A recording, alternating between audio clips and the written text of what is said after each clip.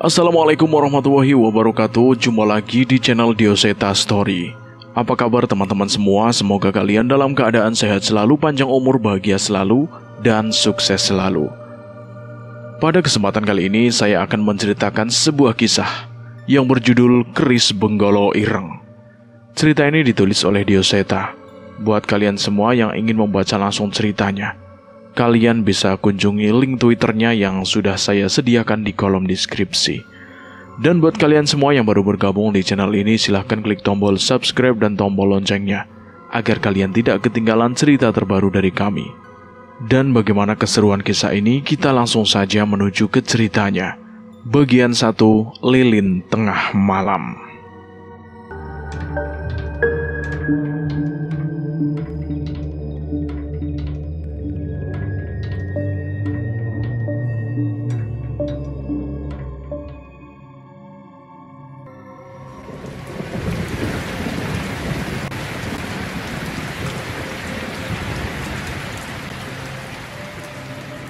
Malam itu hujan deras mengguyur seluruh desa tanpa henti.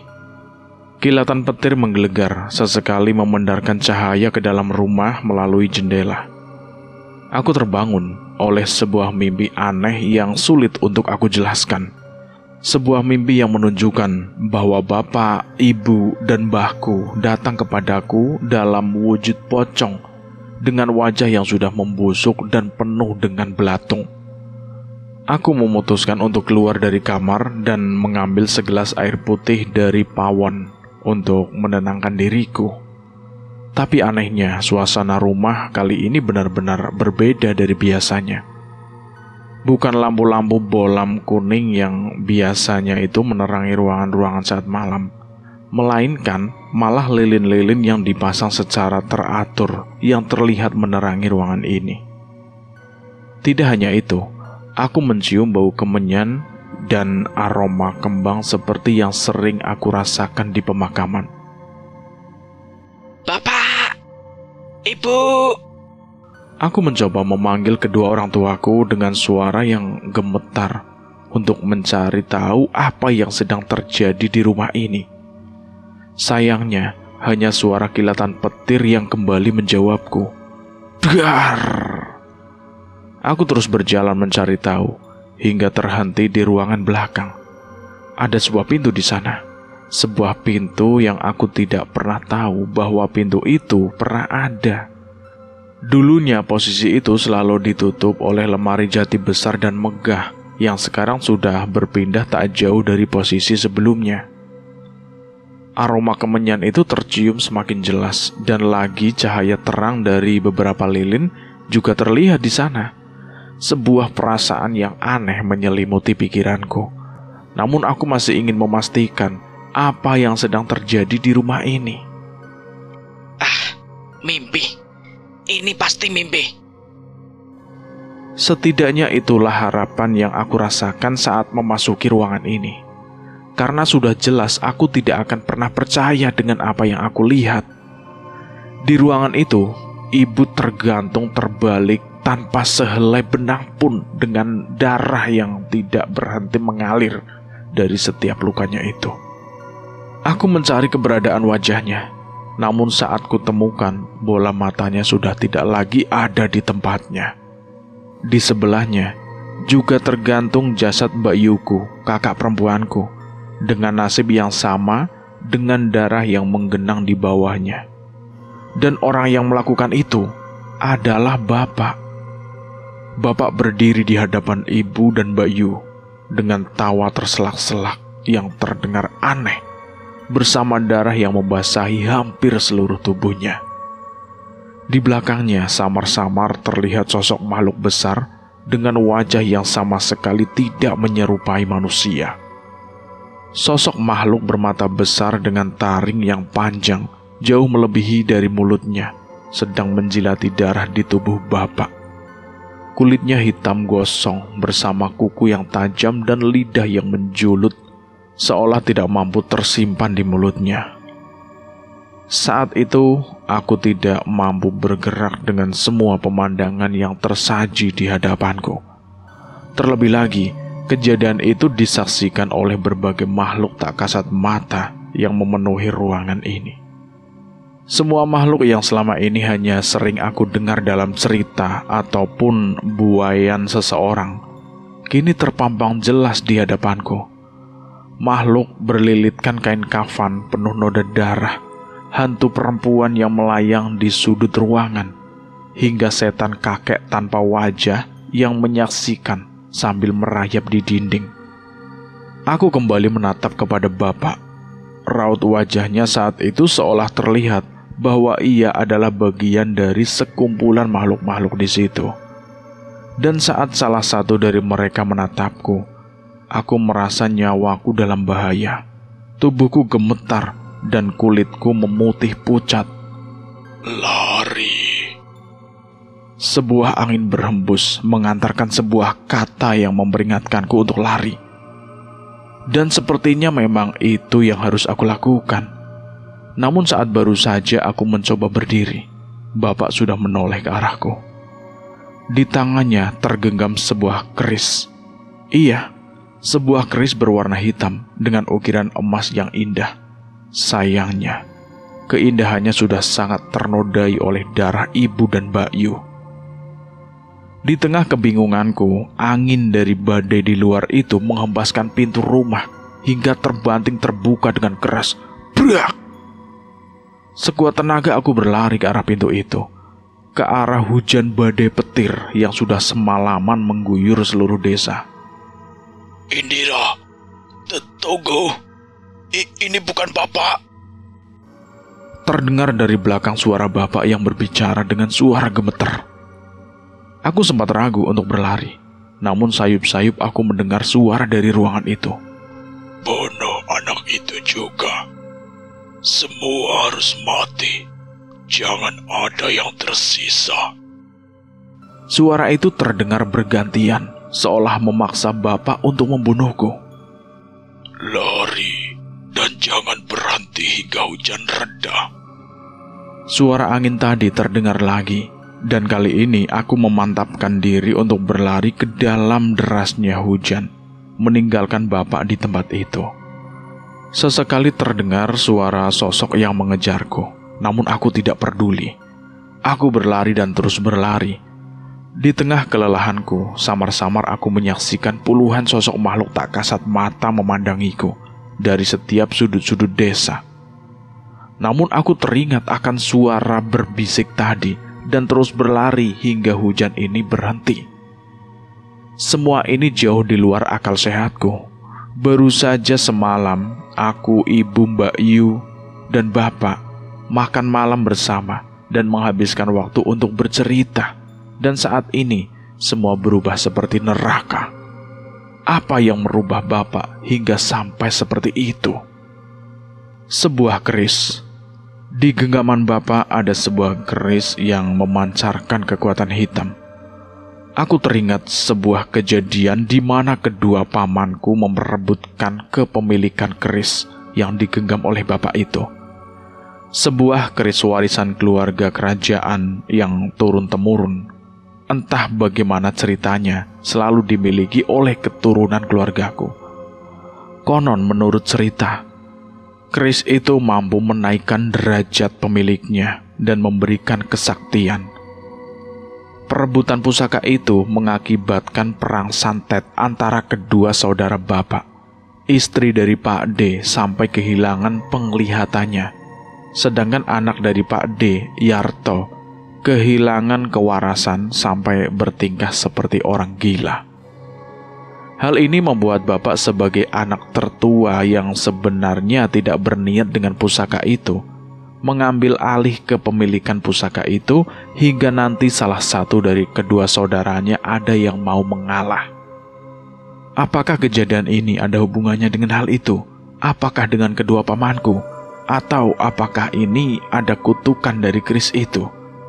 Sebuah keris pusaka keluarga yang menurut cerita Bapak selalu membawa kesejahteraan, sekaligus petaka saat pemiliknya sebuah keris pusaka dengan ukiran yang indah, namun kekuatan hitam yang tidak pernah berhenti terpancar setiap ia terlepas dari warangkanya.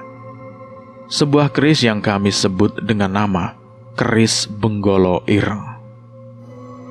Tarian nenek terkutuk. Keris Ndoro Sangkokolo sudah bangkit.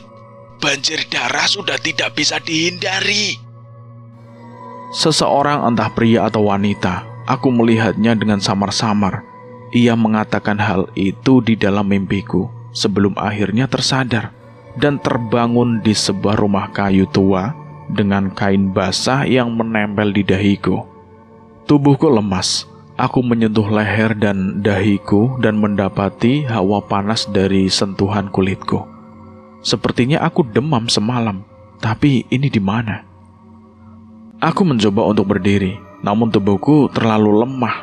Pandanganku kembali berputar ketika aku mengangkat kepalaku sebelum akhirnya kembali terbaring di kasur kapuk lusuh satu-satunya di rumah ini. Cak Ayu, jangan bangun dulu. Kamu demam tinggi semalaman. Nanti tambah parah loh. Seorang ibu-ibu tua berjalan dengan cepat menghampiriku. Saat mengetahui aku sudah tersadar, sepertinya ia pemilik rumah ini. Bu, ini di mana? Kenapa saya bisa ada di sini? Ini rumah saya. Panggil saja Mbok Nasri. Kamu semalam Mbok temuin pingsan di jalan. Ya sudah, Mbok angkut pakai gerobak sayur Mbok ke rumah. Jelasnya ibu itu padaku. Aku mencoba mengingat kejadian semalam. Semua yang aku ingat seperti mimpi bagiku. Namun keberadaanku di sini memastikan bahwa ibu, Mbak Yu, benar-benar telah mati di tangan Bapak. Persis seperti yang aku lihat semalam. Saat itu tanpa sadar aku menitikan air mata, tidak mampu menahan rasa sedih. Mbok Narsi yang mengerti perasaanku segera meninggalkanku setelah meletakkan segelas teh hangat di meja kecil di sampingku. Ya sudah, Mbok tinggal dulu biar kamu tenang. Itu tehnya diminum sambil Mbok carikan sarapan ya. Iya Mbok, maafin Indira ya Mbok. Oh, jadi nama kamu Indira toh? Ya sudah, istirahat. Gak usah mikir macem-macem ya. Anggap saja rumah sendiri. Lanjut Mbok Nasri yang segera meninggalkanku yang masih berkutat dengan tangisanku. Bapak, aku meratapi keadaanku saat ini. Apa yang harus aku lakukan? Satu-satunya anggota keluargaku yang masih hidup adalah Bapak. Tapi dialah yang membunuh Ibu dan Mbak Yu, Pak De Sumar dan Pak De Yarto. Entah apakah mereka masih waras, atau malah merekalah sumber masalah kejadian semalam. Entahlah, sepertinya tubuhku masih terlalu lemah untuk kehilangan kesadaran. Dengan demam dan rasa sakit di kepalaku yang terus menggangguku. Di perbatasan kesadaranku, samar-samar aku mendengar suara renta menyanyi dengan melantunkan kata-kata terdengar jelas olehku. Putune sing gawa pati sampun teko. Ana janji sing kudu dituntaske. Aku terbangun lagi dan melihat seorang nenek-nenek mencoba menghampiriku dari depan pintu, sambil setengah menari kegirangan dengan tubuh rapuhnya dan memamerkan giginya yang hitam dan rambut putihnya yang acak-acakan. Sewu jiwa, mboten cukup muaske Ndara Gusti. Ora ana ilmu sing iso ngalahke bala tentara Ndara Gusti. Nyanyian itu terdengar asal-asalan, namun keberadaan nenek yang menari mendekat ke arahku membuat aku histeris dan berteriak sekuat tenaga hingga terdengar suara pintu terbanting dan sosok nenek itu menghilang seketika dari pandanganku. Ya ampun Dok, kenapa kamu? Kata Mbok Nasri yang muncul menghampiriku dari luar setelah mendengar teriakanku. Ada nenek-nenek Mbok, giginya hitam, rambutnya acak-acakan, dia menari masuk ke rumah sambil menyanyi lagu yang serem. Mana? Ora ono, gak ono apa-apa, gak ada apa-apa. Mbok Nasri menoleh ke kanan ke kiri ke segala arah di rumahnya sembari memelukku. Memang ucapanku itu terdengar cukup aneh, tapi aku benar-benar melihat keberadaan nenek itu. Ya sudah, mungkin kamu mimpi buruk. Kalau demam memang biasanya mimpinya itu aneh-aneh. Iya, Mbok, mungkin mimpi buruk. Ya sudah, makan dulu ya. Mbok masak soto. Makan yang banyak, biar ada tenaga dan cepat sembuh ya. Sekali lagi aku mengangguk, mengiyakan dan menerima semangkuk soto masakan Mbok Nasri. Aku memandang masakan yang diberikan padaku. Hanya semangkuk soto dengan lauk ceker yang sangat sederhana. Sangat jauh dari masakan yang biasa dihidangkan di rumah oleh ibu. Namun saat kembali melihat kondisi rumah ini, aku tahu dengan pasti ini adalah hal terbaik yang bisa disuguhkan Mbok Nasri padaku. Saat sudah mendapat tenaga yang cukup untuk berdiri, aku memaksakan tubuhku untuk melangkah keluar, menghampiri Mbok Nasri yang sedari tadi terlihat sibuk di luar. Sebuah desa kecil yang cukup ramai.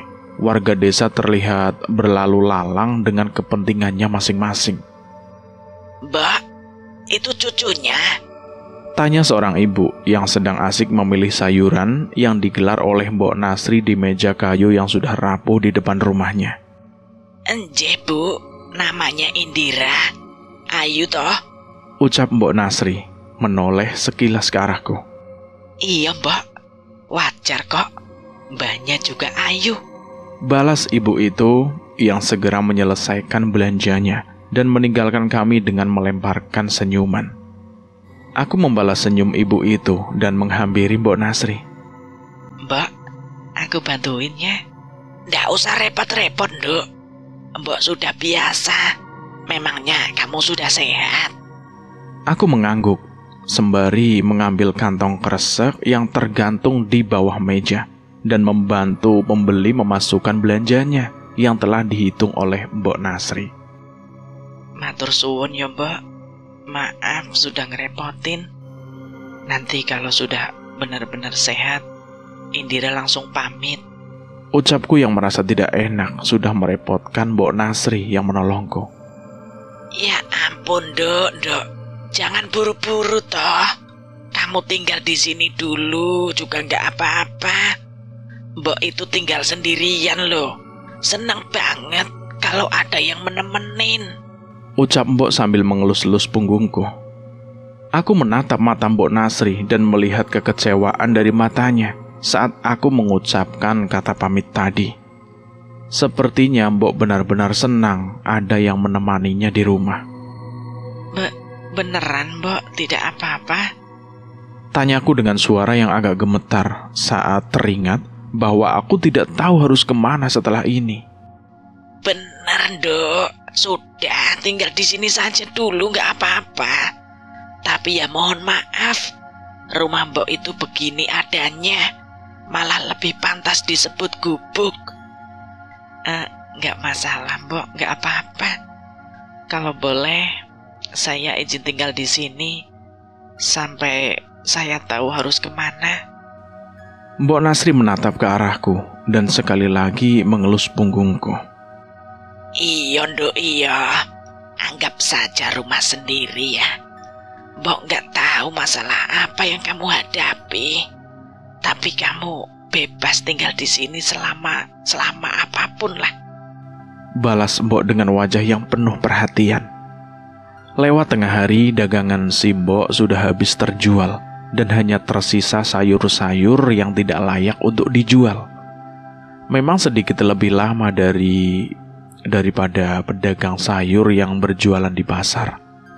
Tapi katanya Mbok lebih nyaman berjualan di rumahnya agar tidak perlu mondar-mandir. Mbok mulai memilih bagian-bagian sayuran yang masih bisa dimakan dan mempersiapkan tungku dan kayu bakar yang ada di pawonnya. Aku cukup kaget saat ini masih ada yang menggunakan kayu bakar untuk memasak. Padahal kompor gas, kompor minyak itu sudah dijual dimanapun, di pasar, dimanapun ada. Sudah, Nduk. Biar Mbok saja yang masak. Kamu istirahat dulu saja. Atau jalan-jalan keliling desa. Siapa tahu bisa menjernihkan pikiran kamu. Benar juga. Mungkin aku bisa menjernihkan pikiranku sambil mencari tahu di mana aku saat ini. Ya wes, Mbok. Aku pamit dulu ya. Iya, hati-hati ya. Kalau nyasar, tanya saja rumah Mbok Nasri ya. Iya, Mbok. Aku berpamitan dan segera berjalan meninggalkan rumah yang sepertinya terlihat paling tua di antara rumah-rumah lain di desa ini. Sebuah desa dengan bangunan yang berjejer cukup padat, namun beberapa warga masih memiliki lahan untuk kebun sayuran dan memelihara ayam dan kambing. Walaupun di tengah hari, desa ini masih terasa cukup nyaman dan tidak terlalu panas. Mungkin karena masih banyaknya tumbuhan besar di setiap bagian desa ini. Dan lagi, ada sebuah hutan di belakang desa yang membuat pemandangan desa ini terlihat sangat sejuk. Desa Wadirjo tertulis di sebuah gapura pintu masuk desa sebagai penanda nama desa tempatku berada saat ini. Aku berjalan cukup jauh hingga menemukan beberapa desa di sekitar desa Wadirjo yang ternyata tidak terlalu jauh dengan desa lainnya.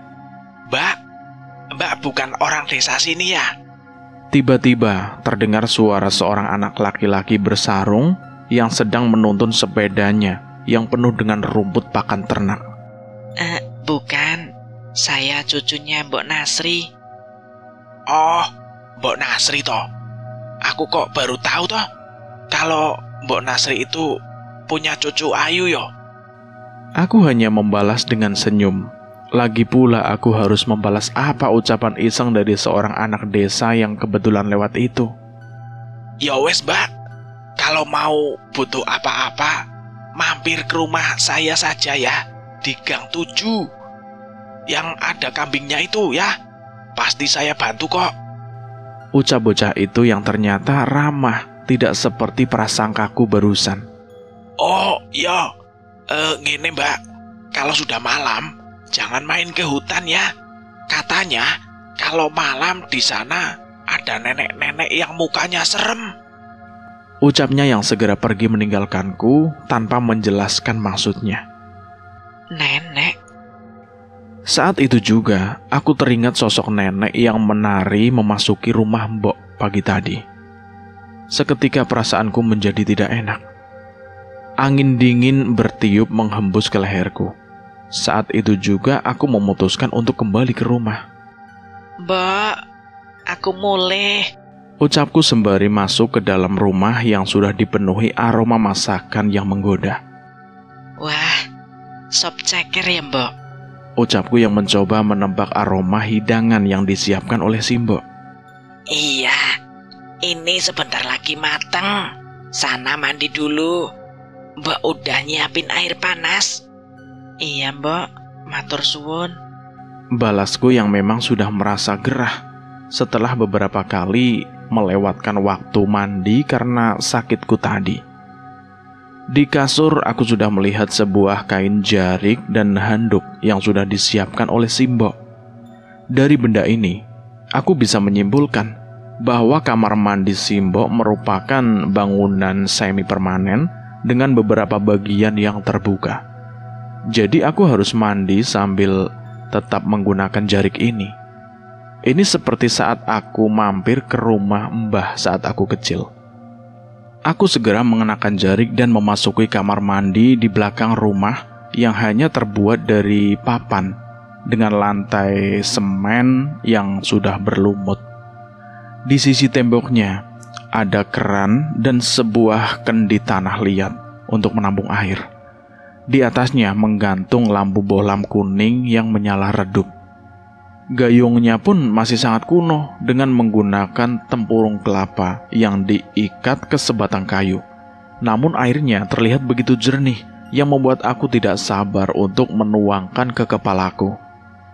Tanpa membuang waktu, aku segera mengambil gagang kayu itu dengan batok kelapa, mengambil air di dalam kendi dan bersiap mengguyurkan air itu ke badanku. Namun sebelum sempat menuangkannya, tanganku itu terhenti. Sayup-sayup aku mendengar suara alunan, suara seseorang yang bernyanyi kidung Jawa dengan suara yang aneh. Aku mencoba tidak memperdulikannya dan mulai membasahi badanku dengan air yang cukup menyegarkan. Bilasan demi bilasan berhasil membuat aku cukup nyaman hingga tiba-tiba aku terhenti ketika merasakan ada yang aneh dengan air yang membasahi tubuhku. Aku membuka mata dari guyuran air yang kutuangkan ke atas kepalaku, dan tiba-tiba seluruh tubuhku sudah dipenuhi dengan cairan merah menyerupai darah. Bukan air mandi yang seharusnya aku ambil dari kendi tadi. Seketika aku merasa sesak nafas dan terus mengucapkan doa untuk menenangkan diri dan mencoba berjalan meraih pintu keluar. Namun entah mengapa, pintu itu tidak bisa terbuka, walau kayu ganjalannya sudah aku buka. Mbak, tolong Mbak. Aku berteriak mencoba meminta pertolongan. Aku terus menggedor-gedor pintu, tapi tidak ada jawaban apapun. Gelisah dan rasa takut campur aduk menjadi satu. Aku terus menggedor pintu, dak dak dak dak dak. Sampai tiba-tiba aku mencium bau bangkai yang aku rasa berasal dari sesuatu yang berada di belakangku. Aku berbalik dan mencari tahu sosok yang berdiri di belakangku. Saat itu juga aku membacakan doa terus-menerus. Di hadapanku aku menyaksikan dari dekat sosok seorang nenek seperti yang tadi pagi aku lihat. Namun ia tidak menari seperti tadi. Nenek dengan baju Jawa yang penuh dengan bekas noda darah, yang dengan rambut acak-acakan dan giginya yang menghitam. Dari dekat terlihat dengan jelas kulit wajahnya penuh dengan kulit kering dan mata yang putih tanpa bola mata. Nenek itu tidak berkata sepatah kata pun selain suara erangan mengerikan dan mulutnya yang berlahan membentuk senyum yang mengerikan. Mbak, tolong Mbak. Aku meminta tolong yang sudah mulai tidak mampu mempertahankan kesadaranku. Namun saat aku kira aku akan pingsan, seketika guyuran air membasahi tubuhku. Aku memperhatikan tubuhku, tidak ada darah merah yang tadi aku lihat. Aku memutar badan memperhatikan ke seluruh kamar mandi, dan hanya aku seorang diri yang ada di tempat ini. Saat itu juga aku segera mengeringkan tubuhku, mengenakan baju dan segera meninggalkan bilik kamar mandi. Apa itu tadi hayalanku? Pikirku dalam hati. Namun tetap saat akan memasuki rumah dari pintu belakang, sekali lagi aku samar-samar mendengar suara kidung Jawa yang dinyanyikan oleh suara perempuan tua. Mbak, di desa ini apa ada nenek-nenek yang sudah sangat sepuh? Aku mencoba bertanya kepada Mbok yang sedang menata masakan di meja. Sepertinya ia sangat senang dengan keberadaanku di sini. Nenek, di desa ini ada beberapa nenek, tapi rata-rata umurnya 80 tahunan. Kalau yang sudah sangat tua, rambutnya putih acak-acakan, giginya hitam begitu, ada nggak Mbok? Aku bertanya lagi. Mbok menoleh ke arahku. Sepertinya ia sadar ada sesuatu yang aku alami. Ada apa, Tondok? Enggak, Mbok, enggak ada apa-apa. Tadi pas jalan-jalan, aku ketemu anak kecil pakai sarung.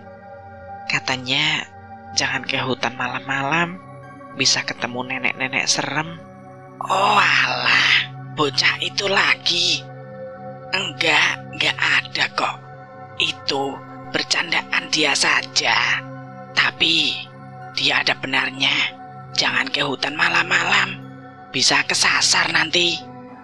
Aku mengangguk dan kembali melanjutkan mengeringkan rambutku sebelum menikmati sajian makan malam sederhana buatan Mbok yang entah berasa begitu enak. Sekali Mbok bercerita tentang almarhum suami dan anaknya yang meninggal karena kecelakaan beberapa tahun yang lalu. Ia terlihat begitu kuat dan ikhlas dengan takdir yang ia terima. Sangat wajar, ia sangat senang dengan keberadaanku di sini. Nanti jangan tidur malam-malam ya. Tubuhmu belum benar-benar pulih. Kalau mau tidur malam besok saja. Besok di lapangan belakang desa ada panggung, pasti rame. Acara apa toh, Mbok? Biasa, ada warga desa yang hajatan dan ngundang acara dagelan apa wayang orang gitu. Mbok belum tahu jelas acaranya. Pokoknya rame besok. Aku tersenyum melihat gerakan Mbok saat menceritakan dengan antusias acara yang akan digelar besok. Walau tubuhnya cukup tua, tapi semangat hidupnya itu masih berapi-api. Iya, Mbok, tak tidur cepat biar besok bisa lek-lekan. Balasku sambil menikmati malam yang sederhana itu bersama Mbok Nasri di rumahnya yang sederhana, namun terasa nyaman untukku saat ini. Perayaan pembuka. Suara gending gamelan sudah mulai terdengar sampai ke rumah Mbok Nasri. Tepat saat warga selesai menunaikan sholat Isya, mereka terlihat berbondong-bondong berjalan ke arah lapangan belakang desa sambil menghampiri dan mengajak tetangga-tetangganya. Mbok, sudah mau mulai lo itu. Enjeh yuk, duluan saja. Teriak salah seorang warga yang kebetulan melewati rumah dan dibalas oleh Mbok dari dalam rumah. Jawaban ajakan dari tetangganya itu. Ya wes, tak duluan ya Mbok. Tak enteni neng kono ya. Balas ibu-ibu itu lagi. Aku pun segera bersiap-siap merapikan baju yang aku kenakan. Baju seadanya yang ada diberikan oleh Mbok Nasri, namun cukup pas di badanku. Sudah lama tidak ada yang bikin panggung di desa ini. Mungkin karena banyak yang gagal panen juga. Cerita Mbok Nasri sepanjang perjalanan. Nah, kalau yang ini yang ngadain siapa, Mbok? Dari perangkat desa. Kalau tidak ada warga yang nanggep, biasa dari desa yang ngadain biar ada hiburan untuk warga. Di tempatku hiburan seperti ini sudah jarang. Sekalipun ada yang datang paling hanya pasar malam. Namun pertunjukan yang bisa ditonton gratis oleh warga sepertinya sudah lama sekali. Semakin mendekat ke arah lapangan, semakin keras suara alunan musik yang aku dengar. Saat sampai di sana, aku tertarik dengan beberapa warga yang sudah siap lebih dulu sambil menggelar meja dan jajanan anak-anak untuk meramaikan acara ini. Wah, banyak jajanan juga ya, Mbok. Jadi kangen waktu Indira masih kecil.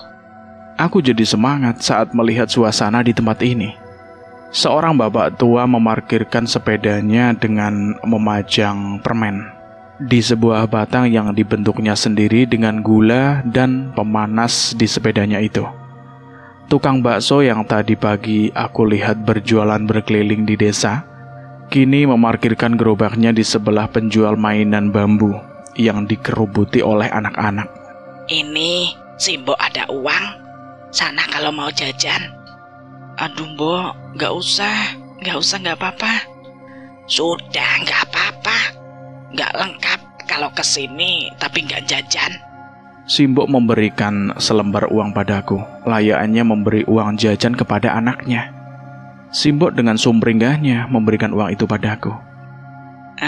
Makasih ya, Mbok. Aku segera menerima uang 10 ribuan yang diberikan oleh Mbok dan segera memilih-milih jajanan yang sedari tadi membuat aku ingin mencoba satu persatu. Aku memulai dengan menuju ke seorang bapak penjual bakso tusuk yang sedari tadi aroma hangat dari penciumnya itu memanggilku untuk menghampirinya. Pak, ngantri 10 tusuk ya. Ucapku yang ikut berkerumun dengan beberapa anak kecil yang sudah mengantri terlebih dahulu. Mbak, tunggu sebentar ya. Balas tukang dagang itu yang dengan sigap segera memenuhi permintaan para penggemarnya. yang berebutan menyerahkan uang untuk membeli dagangannya. Tak butuh waktu lama untuk mendapatkan giliranku. Aku segera kembali menghampiri Mbok yang sempat beberapa kali mengobrol dengan warga. Namun sebelum kembali sampai ke Simbok, aku tersadar dengan keberadaan anak kecil yang mengenakan sarung yang kemarin sempat berpapasan denganku, sedang berebutan jajan bersama anak-anak yang lebih kecil darinya. Aku dan Mbok memilih duduk di sekitar tempat di depan panggung bersama beberapa warga yang beberapa kali melemparkan senyum pada kami. Tepat saat suara gong terdengar, warga segera memenuhi tikar di sekitarku. Wajah Simbok sudah tidak sabar menantikan acara apa yang akan disajikan di panggung di hadapan kami. Walau saat ini suasana terlihat meriah, tetap saja sesuatu seperti merasa menusuk jantungku. Sesekali saat teringat apa yang terjadi dengan orang tua dan Mbak Yuku. Suara kidung gamelan mengalun mengantarkan sebuah cerita yang dibacakan oleh seorang dalang yang menjadi narator dalam pertunjukan wayang dagelan ini. Walaupun disebut dengan wayang, tapi ceritanya tidak baku seperti cerita pewayangan. Cerita dibuka dengan tingkah laku punakawan yang dipadukan dengan cerita sehari-hari yang berkali-kali membuat penonton itu terpingkal-pingkal. Sudah, aku pergi saja dari sini. Aku akan pergi mengarungi hutan, ucap tokoh Gareng yang membelakangi Petruk sambil membuang muka. Ojo Reng, jangan Reng. Si Petruk menahannya dengan wajah yang khawatir. Kamu tidak bisa menghalangiku. Keputusanku sudah bulat untuk mengarungi hutan, balas Gareng lagi yang berbalik membelakangi Petruk ke sisi lainnya. Enggak begitu. Masalahnya setahuku mengarungi lautan itu mustahil. Yang aku tahu kurang lebih cocok buat ngarungi beras, jawab tokoh Petruk yang diiringi dengan suara musik dan simbal yang memecahkan tawa seluruh penonton di lapangan ini. Simbok benar-benar tertawa lepas saat itu. Aku pun mulai terlupa dengan masalahku dan mulai bisa menikmati acara ini. Saking serunya, kami semua tidak sadar bahwa waktu sudah mulai mendekati tengah malam. Lakon pengisi acara mengistirahatkan sebentar para pemainnya sebelum nanti kembali melanjutkan acara. Penonton dengan setia menunggu di tengah dinginnya malam karena memang sudah yakin puncak acaranya akan lebih seru nanti. Tapi entah tanpa ada alasan yang jelas, saat itu aku merasa gelisah, seolah merasa sesuatu yang aneh. Arum, kamu pulang saja sama ibu ya. Terdengar suara anak bersarung tadi dari jauh menyuruh pulang teman perempuan seumurannya itu. Wajahnya terlihat aneh sambil menatap ke atap-atap desa, seolah sesuatu juga membuatnya tidak nyaman. Suara gong terdengar lagi, pertanda acara berikutnya akan dimulai. Kali ini suara gong itu tidak disahut dengan musik lainnya, melainkan diganti dengan sosok bayangan seseorang yang menari dengan aneh di belakang kain putih yang disinari dari belakang. Aku mencium aroma kemenyan yang berasal dari belakang panggung. Saat itu juga suasana berubah menjadi aneh. Warga saling bertanya-tanya, namun rasa penasaran mereka membuat mereka tetap bertahan di tempat itu. Tidak ada yang terjadi, hening, hanya suara warga yang berbisik-bisik yang terdengar. Namun sosok wanita di belakang kain putih itu tetap menari dengan aneh dan semakin aneh. Beberapa warga mulai merasa tidak nyaman. Aku pun mulai merasakan bahwa ada yang tidak beres. Seorang warga mencoba mendekat mencari tahu apa yang terjadi di belakang panggung. Sialnya, sebelum warga itu mendekat, sebuah benda terlempar dari atas kain putih di tengah-tengah warga. Warga yang kejatuhan benda itu tiba-tiba berteriak dengan histeris, seperti kesetanan. Hah, kepala! Itu kepala orang! Ucap seorang wanita yang seketika ketakutan disusul dengan warga di sekitarnya yang ikutan panik. Tak lama kemudian, sebuah kepala kembali terlempar dari balik kain. Kali ini aku yakin, Itu adalah kepala pemeran salah satu punakawan yang sedari tadi menghibur kami. Tolong! Ada apa ini? Teriak warga yang lainnya yang semakin panik. Saat itu juga kain putih di panggung itu tersibak dan terlihat seluruh pengisi acara, pemain musik, dan dalang narator sudah mati bersimbah darah. Dan di atas panggung hanya ada seorang nenek yang tertawa gila dengan rambutnya yang acak-acakan dan mulutnya yang berlumuran darah. Nenek gila, apa yang kamu lakukan? Ucap seorang warga yang mencoba mendekati nenek itu. Namun orang itu mendadak terhenti. Sesuatu seperti mengangkat tubuhnya tinggi-tinggi dan membantingnya ke tanah. Brak!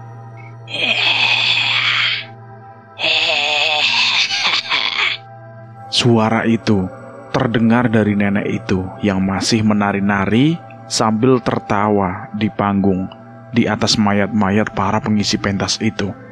Warga berlarian meninggalkan lapangan. Aku yang sebelumnya memeluk Simbo segera menariknya untuk segera pergi kembali ke rumah. Walaupun aku tidak tahu apakah kami bisa aman atau tidak di rumah. Saat meninggalkan lapangan, seluruh warga itu menjerit ketakutan dengan histeris. Aku baru sadar, penyebab ketakutan itu berasal dari sosok-sosok yang saat ini terlihat berseliweran di desa. Desa Wadirejo. Desa yang sejak tadi pagi dipenuhi dengan hiruk-pikuk warga desa, kini berubah 180 derajat. Setiap jalan di desa dipenuhi oleh makhluk-makhluk buruk rupa yang bergentayangan. Mulai dari sosok pocong yang menatap kami dari atap-atap desa, kuntilanak yang memainkan kursi goyang di teras rumah, hingga roh-roh dengan wajah yang tidak berbentuk berseliweran di jalan. Duk, ada apa ini toh? Ucap Simbo yang ketakutan.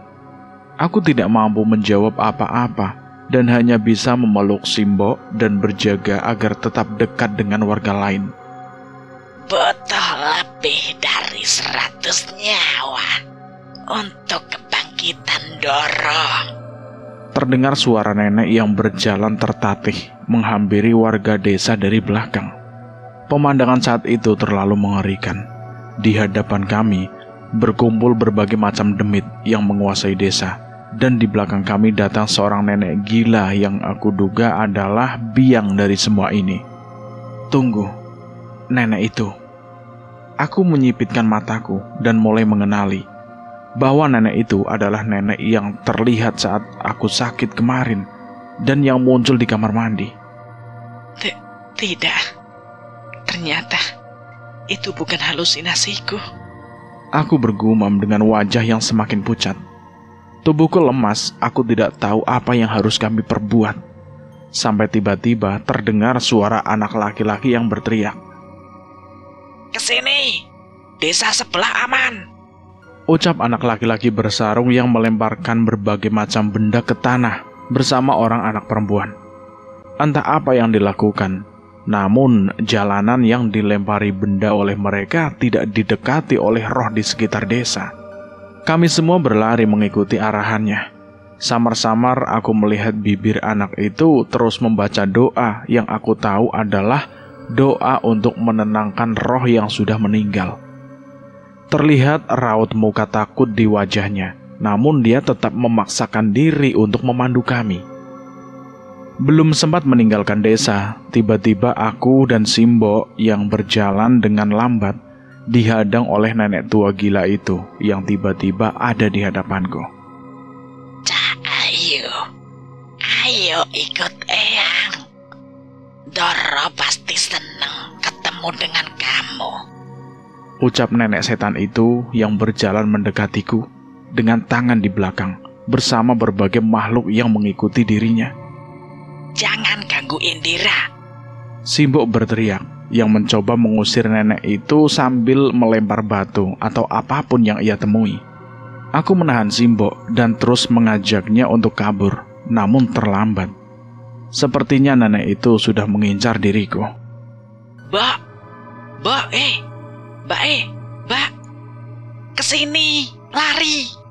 ucap bocah tadi lagi yang terus melemparkan benda seperti garam dan beberapa kunir yang segera dijauhi setan-setan di sekitarnya. Aku tidak mampu berpikir apa-apa lagi. Bila memang makhluk ini memang mengincarku, sepertinya bocah itu bisa menolong Simbo agar selamat. Dek, Mas, tolong bawa Simbo ya. Aku berteriak sekeras mungkin dan segera berlari ke arah perlawanan dari Simbo dan jalan yang dibuat bocah itu. Benar saja, seluruh makhluk yang sedari tadi mengerubungi desa segera menatap ke arahku dan bersiap untuk mengejarku. Aku berlari dan terus berlari. Tidak mungkin aku berlari ke arah desa sebelah bila ternyata makhluk ini adalah mengincarku. Di tengah redupnya jalan desa, aku terpaksa berlari ke arah hutan belakang desa yang sempat dilarang oleh bocah itu. Tidak ada pilihan lain saat itu. Sialnya, sepanjang aku berlari, hanya berbagai macam makhluk seperti pocong dan dedemit yang ikut berlari di sekitaran semak yang berada di sekitarku. Nggak usah lari, Cahayu. Nenek pasti nangkap kamu. Tiba-tiba sosok nenek tadi sudah ada di hadapanku. Aku berbelok menerobos sisi lain hutan, mencoba menghindarinya lagi. Tidak sedikit luka di tubuhku yang diakibatkan oleh duri dari tanaman di hutan ini. Mungkin aku akan menyesal berlari ke dalam hutan di gelapnya malam seperti ini. Terangnya cahaya bulan hanya semakin memperjelas keberadaan puluhan pocong yang sudah bertengger di pepohonan menatap ke arahku. Aku hampir putus asa untuk berlari, sampai tiba-tiba aku melihat sebuah rumah kayu tua yang berada di tengah hutan ini. Di sebelahnya ada sebuah pohon tua yang sangat besar dengan akar yang menjuntai dan terlihat mengerikan. Tanpa berpikir panjang, aku segera berlari memasuki rumah itu dan menutup pintunya rapat-rapat. Entah apa bangunan reot ini bisa melindungiku dari dedemit tadi. Gelap dan sangat gelap. Tidak ada penerangan di bangunan tua ini. Seketika saat aku masuk, hanya suara nafasku yang terdengar di telingaku. Aku duduk memeluk kakiku, menahan pintu rumah sambil menahan tangis. Bagaimana mungkin aku bisa terjebak di sebuah rumah reot di tengah hutan, sementara demit-demit itu sudah memenuhi hutan ini dan mengincarku. Cahayu, nenek wis teko. Terdengar suara mengerikan nenek itu yang berjalan menyeret kakinya mendekat ke arahku. Kali ini aku tidak bisa menahan tangisku, dan seketika air mata membasahi wajahku yang sudah pucat pasi. Suara langkah kaki terus mendekat, jantungku berdegup semakin kencang, bersamaan dengan semakin dekatnya langkah kaki itu. Sampai tiba-tiba, suara kaki itu menghilang. Aku menunggu beberapa saat, dan aneh, suara langkah kaki itu benar-benar tidak ada lagi. Aku coba mengatur nafasku dan mengumpulkan keberanian untuk memastikan keadaan di luar. Aku berdiri dan mendekat ke arah jendela kayu yang memiliki celah-celah kecil untuk mengintip. Saat ini rasa takutku sama sekali belum hilang, hingga aku harus memaksa kakiku untuk masih gemetar untuk berdiri mengintip di lubang jendela itu. Nenek sudah sampai. Tepat saat aku menajamkan mataku di jendela, wajah nenek itu tepat berada di hadapanku. Dengan tawanya yang mengerikan dari mulut yang sudah dipenuhi dengan darah itu. Sontak aku terjatuh ke belakang dan sekuat tenaga merangkak melarikan diri ke belakang rumah. Berkali-kali aku terjatuh, aku tidak mampu menahan lemahnya kakiku. Sampai tiba-tiba aku seperti menabrak sesuatu yang mendekat dari arah belakang rumah. Di situ terlalu gelap. Blak! Aku tidak dapat memastikan apa atau siapa yang aku tabrak barusan. Hingga tiba-tiba nyala api kecil menyulut ke sebuah lampu minyak yang dibawa oleh seseorang yang aku tabrak tadi. Ngapain kamu di sini? Seorang nenek. Iya, itu ucapan seorang nenek. Tapi aku memastikan nenek itu bukan nenek yang tadi mengejarku. Ia sudah sangat bungkuk, wajahnya terlihat sangat tua, namun setidaknya pakaian dan tubuhnya masih terawat. Sudah, ayo kita keluar, ucap nenek itu padaku. Nek, ada setan, Nek, di luar. Ada nenek tua juga di luar sana. Dia sudah membunuh beberapa orang, Nek. Aku memperingatkan nenek itu. Nenek itu tidak menggubris dan terus berjalan ke arah pintu rumahnya dengan membawa sebuah lampu minyak yang menggantung di tangannya. Tepat saat nenek itu membuka pintu, sosok nenek yang sedari tadi mengejar aku sudah berdiri tepat di depan pintu dengan wajah yang mengerikan. Aku ingin memperingatkan nenek yang membawa lampu tadi, namun aku sendiri terlalu takut, bahkan hanya isak tangis saja yang keluar dari mulutku. Tapi, yang terjadi benar-benar di luar perkiraanku. Sosok nenek bungkuk yang mengajak aku keluar tadi tiba-tiba menendang nenek setan itu hingga terpental dan memuntahkan darah dari mulutnya. Seketika aku tercengang. Siapa nenek ini? Melihat nenek tadi terkapar di tanah, seluruh demit yang memenuhi hutan itu terlihat gentar. Aku pun memberanikan diri untuk mendekat ke pintu keluar. Kowe Nyai Jambrong, ucap nenek setan itu terlihat panik. Dukun goblok, nek kowe wis ngerti ndang lunga, aja wani-wani nyedaki omahku, ucap sosok nenek yang disebut dengan nama Nyai Jambrong itu. Bukan, saya tidak bermaksud mengganggu Nyai. Hanya wanita itu. Kami ingin wanita itu. Ora urusan minggat, ucap Nyai Jambrong dengan wajah penuh kekesalan. Namun bukannya pergi, nenek itu malah berdiri seolah bersiap menghadapi Nyai Jambrong. Tidak bisa. Anak itu sudah disumpah untuk menjadi wadah keris Benggala Ireng. Sudah saatnya keris Ndara Agung Sangkakala itu bangkit, ancam nenek demit itu kepada Nyai Jambrong. Nyai Jambrong tidak bergeming. Ia terus menatap nenek itu dengan tatapan yang penuh ancaman. Apa kowe tahu kerungu Nyai Jambrong wedi karo wong liya?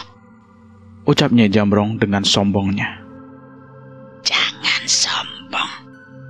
Kesaktianmu tidak akan cukup melawan Ndara, ucap nenek demit itu lagi dan langsung dibalas omongan dengan Nyai Jambrong.